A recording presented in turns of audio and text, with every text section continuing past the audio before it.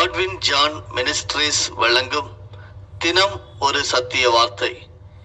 இந்த ஆடியோ நிகழ்ச்சிக்கு உங்களை அன்புடன் வரவேற்கிறோம்.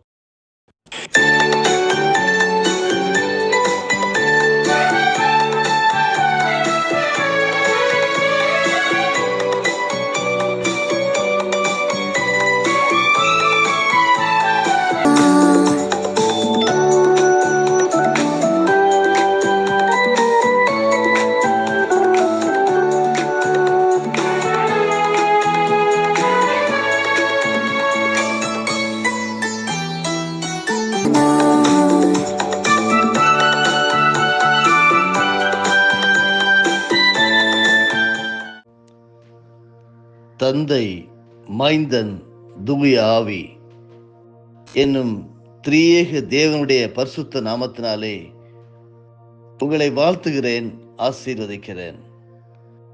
நீங்கள் கர்த்தரால் ஆசீர்வதிக்கப்பட்டவர்கள். காட்வின் ஜான் மினிஸ்ட்ரீஸ் தொகுத்து வழங்கும் தினம் ஒரு சத்திய வார்த்தை நிகழ்ச்சிக்கு உங்களை இயேசுவின் நாமத்தினாலே வரவேற்கிறோம்.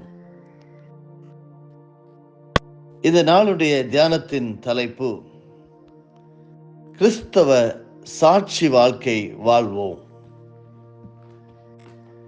பரிசுத்த வேதாகமத்தின் ஆதார வார்த்தை அப்போஸ்தலர் 2:32. இந்த இயேசுவை தேவன் எழுப்பினார், இதற்கு நாங்கள் எல்லாரும் சாட்சிகளாய் இருக்கிறோம். தியான பகுதியாக அப்போஸ்தலர் நடபடிகள் 2வது அதிகாரம் வசனங்கள் 22 முதல் 41 வரையிலும் படிக்க கேளுங்கள். இஸ்ரவேலரே, நான் சொல்லும் வார்த்தைகளை கேளுங்கள்.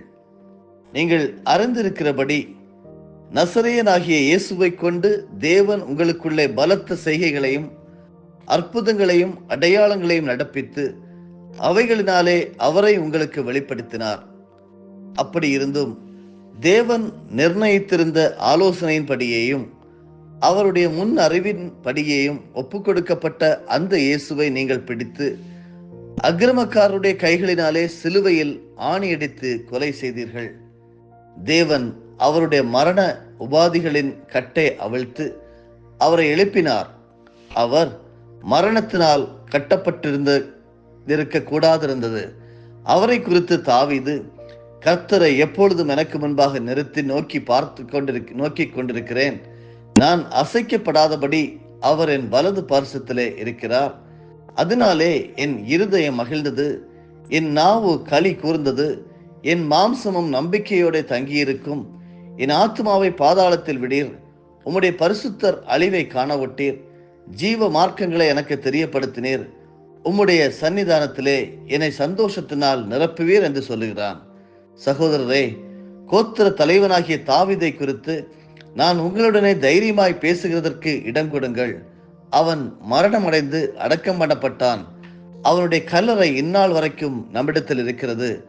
அவன் தீர்க்கதரிசியாய் இருந்து உன் சிங்காசனத்தில் வீற்றிருக்க மாம்சத்தின்படி உன் சந்ததியிலே கிறிஸ்துவை எழுப்ப பண்ணுவேன் என்று தேவன் தனக்கு சத்தியம் பண்ணினதை அறிந்தபடியால் அவன் கிறிஸ்துவனுடைய ஆத்துமா பாதாளத்திலே விடப்படுவதில்லை என்றும் அவருடைய மாம்சம் அழிவை காண்பதில்லை என்றும் முன்னறிந்து அவர் உயிர்த்தெழுதலை குறித்து இப்படி சொன்னான். இந்த இயேசுவை தேவன் எழுப்பினார், இதற்கு நாங்கள் எல்லாரும் சாட்சிகளாய் இருக்கிறோம். அவர் தேவனுடைய வலது கரத்தினாலே உயர்த்தப்பட்டு பிதா அருளிய வாக்கு தத்தத்தின்படி பரிசுத்த ஆவியை பெற்று நீங்கள் இப்பொழுது காண்கிறதும் கேட்கிறதுமாகிய இதை பொழிந்து அருளினார். தாவீது பரலோகத்திற்கு எழுந்து போகவில்லையே? நான் உம்முடைய சத்துருக்களை உமக்கு பாதப்படியாகி போடும் வரைக்கும் நீர் என் வலது பரிசுத்தில் உட்காரும் என்று கர்த்தரன் ஆண்டவருடனே சொன்னார் என்று அவனே சொல்லியிருக்கிறான். ஆகையினால் நீங்கள் சிலுவையில் அறைந்த இந்த இயேசுவையே தேவன் ஆண்டவரும் கிறிஸ்துவும் ஆக்கினார் என்று இஸ்ரவேல் குடும்பத்தார் யாவரும் நிச்சயமாய் அறிய கடவர்கள் என்றான். இதை அவர்கள் கேட்ட பொழுது இருதயத்திலே குத்தப்பட்டவர்களாகி பேதுருவையும் மற்ற அப்போஸ்தலரையும் பார்த்து, சகோதரரே, நாங்கள் என்ன செய்ய வேண்டும் என்றார்கள். பேதுரு அவர்களை நோக்கி, நீங்கள் மனம் திரும்பி ஒவ்வொருவரும் பாவ மன்னிப்புக்கென்று இயேசு கிறிஸ்துவின் நாமத்தினாலே ஞானஸ்நானம் பெற்றுக் கொள்ளுங்கள். அப்பொழுது பரிசுத்த வரத்தை பெறுவீர்கள். வாக்குத்தத்தமானது உங்களுக்கும் உங்கள் பிள்ளைகளுக்கும் நம்முடைய தேவனாகிய கர்த்தர் வரவழைக்கும் தூரத்தில் உள்ள யாவருக்கும் உண்டாயிருக்கிறது என்று சொல்லி இன்னும் அநேக வார்த்தைகளாலும் சாட்சி கூறி மாறுபாடுள்ள இந்த சந்ததியை விட்டு விலகி உங்களை ரட்சித்துக் கொள்ளுங்கள் என்றும் புத்தி சொன்னான். அவனுடைய வார்த்தையை சந்தோஷமாய் ஏற்றுக்கொண்டவர்கள் ஞானஸ்நானம் பெற்றார்கள். அன்றைய தினம் ஏறக்குறைய 3000 பேர் சேர்த்து கொள்ளப்பட்டார்கள். கிறிஸ்தவ சாட்சி வாழ்க்கை வாழ்வோம். இறையியல் கற்ற கிறிஸ்தவர் ஒருவர் பிற மத பிரமுகர் ஒருவரோடு மணிக்கணக்கில் வாதம் செய்து கொண்டிருந்தார். இயேசுதான் உண்மையான கடவுள், கிறிஸ்தவ போதனைகள் தான் சரியானது என்பதை இறையியல் ரீதியாக மணிக்கணக்கில் தர்க்கம் செய்தார். வேதாகமத்தில் அப்படி எழுதியிருக்கிறது, இப்படி எழுதியிருக்கிறது என்று ஏராளம் மேற்கோள்கள் காட்டினார். ஆனால் கிறிஸ்தவம் உண்மையானது என்பதை விளக்குவதற்கு தன்னுடைய வாழ்க்கையில் இருந்தோ தன்னுடைய அனுபவங்களில் இருந்தோ ஒரு சிறு உதாரணத்தை கூட அவர் காட்டவில்லை. ஏனென்றால் அவர் இறையியல் அறிந்தவராயிருந்தும் இறைவனை அறிந்தவர் அல்ல என்று சொல்லி இதன் மூலமாக நாம் பொருள்படுகிறோம். அன்பானவர்களே, இயேசு கிறிஸ்து கிறிஸ்தவத்தை பிரச்சாரம் செய்வதற்கு மட்டுமல்ல, நாம் அவருக்கு சாட்சிகளாய் இருக்கும்படிக்கும் நம்மை அழைக்கின்றார். நாம் இறையியல் அறிவை கொண்டு போதிப்பது மட்டும் போதுமானதல்ல, தேவனை அறிந்த அறிவை கொண்டு சாட்சி பகரவும் வேண்டும். நம்முடைய போதனை திறனை விட, வாதம் புரியும் ஆற்றலை விட, தர்க்கம் செய்யும் திறமையை விட நம் வாழ்வில் இயேசுவால் ஏற்பட்ட பாதிப்புகள் மிகவும் முக்கியமானவை. இயேசு உயிரோடு எழுந்தார் என்ற உண்மையை பலருக்கு பிரசங்கித்த அப்போஸ்தலர்கள் இதற்கு நாங்களும் சாட்சி என்றனர். அதைதான் இப்பொழுது நாம் படித்தோம். அப்போஸ்தலருடைய நடபடிகள் 2வது அதிகாரம் வசனம் 32 சொல்லுகிறது, இந்த இயேசுவை தேவன் எழுப்பினார், இதற்கு நாங்கள் எல்லாரும் சாட்சிகளாக இருக்கிறோம். நீங்கள் எப்படி இருக்கிறீர்கள்? உங்களுடைய திருச்சபை எப்படி இருக்கிறது? உங்களுக்கு போதித்து தருபவர் எப்படி இருக்கிறார்? நீங்கள் சாட்சியுள்ள ஜீவியம் வாழ்கிறீர்களா? கிறிஸ்தவர்கள் என்று போர்வையிலே வாழ்கிறீர்களா? அல்லது உண்மையாகவே ஒரு கிறிஸ்தவனாகவே வாழ்கிறீர்களா? சிந்தித்து பாருங்கள். கிறிஸ்தவ சாட்சி உங்களுக்குள் இருக்கிறதா? உங்களை பார்க்கும்போது, உங்களுடைய திருச்சபையை பார்க்கும்போது, விசுவாசிகள் கூட்டத்தை பார்க்கும்போது பிறர் மதத்தினர் எப்படி உங்களை பார்க்கிறார்கள்? இவன் சாட்சியுள்ள கிறிஸ்தவ ஜீவியம் வாழ்கிறான். இயேசு கிறிஸ்துவை தேவன் எழுப்பினார் என்பதற்கு இவனே சாட்சி, இவனுடைய வாழ்க்கை சாட்சி, இவளுடைய வாழ்க்கை சாட்சி என்று சொல்ல முடியுமா? யோசித்து பாருங்கள். நாம் சொல்வதை பிறர் மறுக்கலாம், நாம் நம்புவதை பிறர் மூட நம்பிக்கை என்று கூட சொல்லலாம்.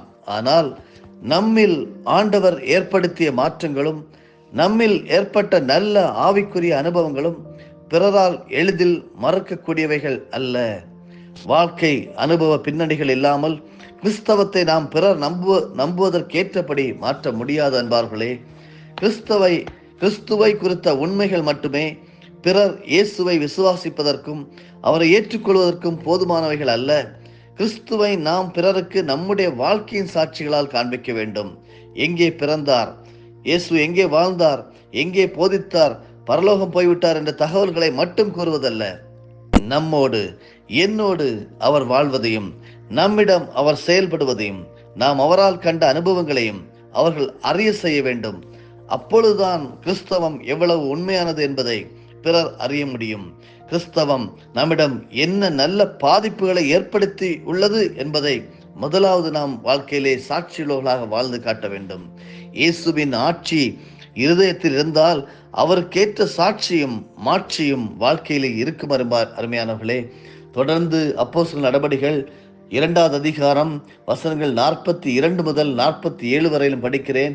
அவர்கள் அப்போஸ்தலருடைய உபதேசத்திலும் அந்நியோனியத்திலும் அப்பம் பிற்குதலிலும் ஜெபம் பண்ணுதலிலும் உறுதியாய் தரித்திருந்தார்கள். எல்லாருக்கும் பயமுண்டாயிற்று. அப்போஸ்தலராலே அநேக அற்புதங்களும் அடையாளங்களும் செய்யப்பட்டது. விசுவாசிகள் எல்லாரும் ஒருமித்திருந்து சகலத்தையும் பொதுவாய் வைத்து அனுபவித்தார்கள். காணி ஆட்சிகளையும் ஆஸ்திகளையும் விற்று ஒவ்வொருவனுக்கும் தேவையானதற்கு தக்கதாக அவைகளில் எல்லாருக்கும் பகிர்ந்து கொடுத்தார்கள். அவர்கள் ஒருமனப்பட்டவர்களாய் தேவாலயத்திலே அனுதினமும் தரிசித்து வீடுகள் தோறும் அப்பம் பிட்டு மகிழ்ச்சியோடும் கபடமில்லாத இருதயத்தோடும் போஜனம் பண்ணி தேவனை துதித்து ஜனங்கள் எல்லாரிடத்திலும் தயவு பெற்றிருந்தார்கள். ரட்சிக்கப்படுகிறவர்களை கர்த்தர் அனுதினமும் சபையிலே சேர்த்து கொண்டு வந்தார். அன்பானவர்களே, இதுதான் உண்மையான கிறிஸ்தவ சாட்சி. இதற்கு நாங்கள் சாட்சிகளாக இருக்கிறோம் என்று கேட்டது மட்டுமல்லாமல் அநேக அற்புதங்களையும் அடையாளங்களையும் எல்லாருக்கும் பயம் உண்டாகத்தக்கதாக அப்போஸ்தலர்களாலே தேவன் அங்கே நிறைவேற்றினார். உங்களாலும் செய்ய முடியும். உங்களாலும் என்னாலும் அற்புதங்களையும் அடையாளங்களையும் நாம் செய்ய முடியும். நாம் கிறிஸ்துவை பிரதிபலிக்கிற உண்மையான ஒரு சாட்சி வாழ்க்கை வாழ்கிறவராக இருந்தால் அதிலே ஒரு குறைவும் வராது என்பதை இதன் மூலமாக நாம் கற்றுக்கொள்கிறோம். அப்படி சாட்சியுள்ள ஜீவியம் வாழ வேண்டும். இயேசு உங்கள் மூலமாக வெளிப்படுவார். அன்பானவர்களே, இயேசு கிறிஸ்து உங்கள் மூலமாக வெளிப்பட வேண்டும். இயேசு கிறிஸ்து உயிரோடு எழுந்த பின்பு ஜனங்களின் நடுவில் வந்து தம்மை உயிரோடு இருக்கின்றவராக காண்பித்திருந்தால் அங்கே பெரிய பரபரப்பு ஏற்பட்டிருக்கும். ஆனால் அவரோ தம்மை உண்மையாய் விசுவாசித்து தம்மை பின்பற்ற ஆயத்தமாயிருந்த சிறு கூட்டத்தினருக்கே தம்மை காண்பித்தார். அவர்கள் மூலமாகத்தான் அவர் உயிரோடு எழுந்த உண்மை உலகிற்கு தெரிய வேண்டும் என்பது தேவ திட்டமாயிருந்தது. எனவே அவரை விசுவாசிக்கின்றவர்களுக்கு 2 அனுபவங்கள் தேவைப்படுகின்றன. அவர்கள் முதலாவது அவரை உயிரோடு எழுந்து இன்றும் வாழ்கின்றவராக தங்களுக்குள் கண்டு உறுதிப்படுத்த வேண்டும். அந்த உண்மையை அவர்கள் வழியாக பிறர் அறிய செய்ய வேண்டும். அவரை காண்பிக்கின்ற அனுபவம்தான் கிறிஸ்தவர்களின் முக்கியமான அடையாளம். உங்களுடைய அடையாளம் என்ன? இயேசு கிறிஸ்து உங்கள் மூலமாக வெளிப்படுகிறாரா? இயேசு கிறிஸ்துவின் குணாதிசயங்கள் இருக்கின்றன? உங்களுடைய பேச்சுகள் எப்படி இருக்கிறது? உங்களுடைய கவனம் எப்படி இருக்கிறது? நீங்கள் நடந்து கொள்ளுகின்ற விதம் எப்படி இருக்கிறது? திருச்சபைகளிலே, சபைகளிலே, ஆராதனைகளிலே உட்கார்ந்திருக்கும் போது மட்டுமல்ல, நீங்கள் சமூகத்திலே அநேக மக்கள் மத்தியிலே வாழும்போது இவன் கிறிஸ்துவை பின்பற்றுகிறவன், கிறிஸ்துவை போல வாழ்கிறவன் என்கிற உண்மையான சாட்சி வேண்டும்.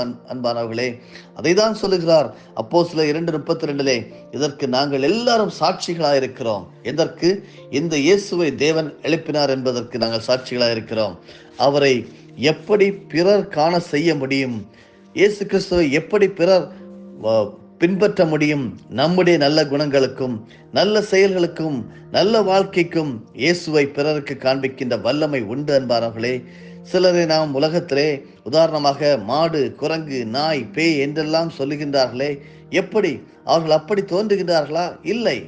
அவர்களுடைய குணம், செயல், நடத்தை போன்றவை அவர்கள் எப்படி இருக்கின்றார்கள் என்பதை பிறருக்கு காண்பிக்கின்றன.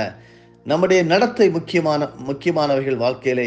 அன்பானவர்களே, நாமும் அன்பு, தாழ்மை, சாந்தம், பொறுமை, உண்மை, கபடின்மை, கள்ளமின்மை, இரக்கம் போன்ற நற்குணங்களோடு அமைதி, சந்தோஷம், நம்பிக்கை ஆகியவற்றை வெளிப்படுத்த வேண்டும்.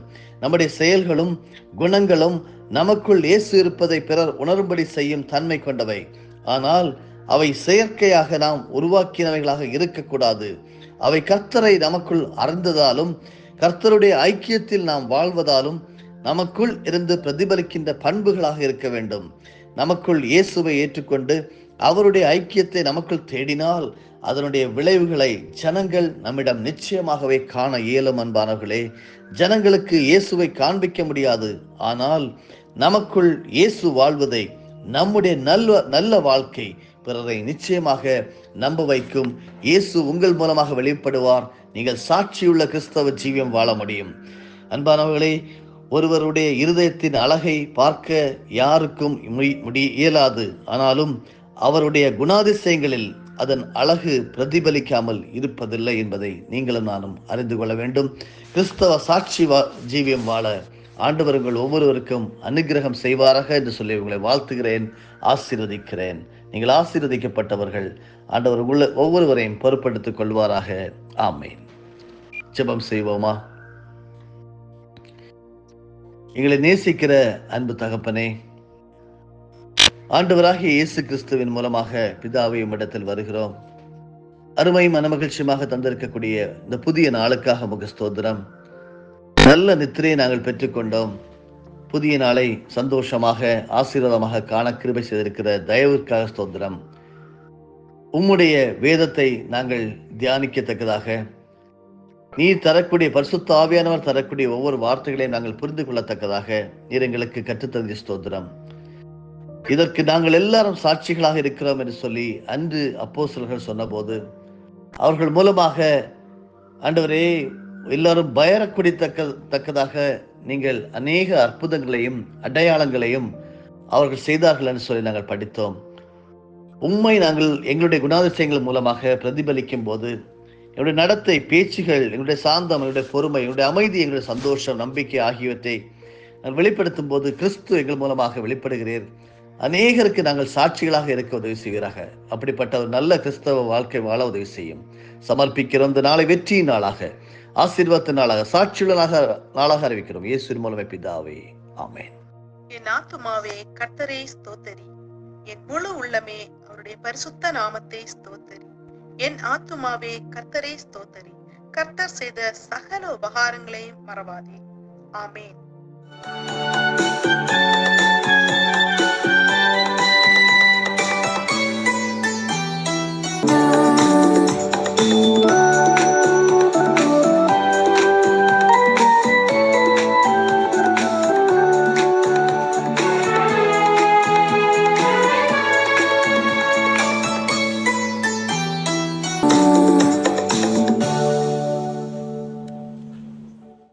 நம்முடைய ஆண்டவராகிய இயேசு கிறிஸ்துவின் மூலமாக உங்களை நாங்கள் மனமாற ஆசீர்வதிக்கிறோம்.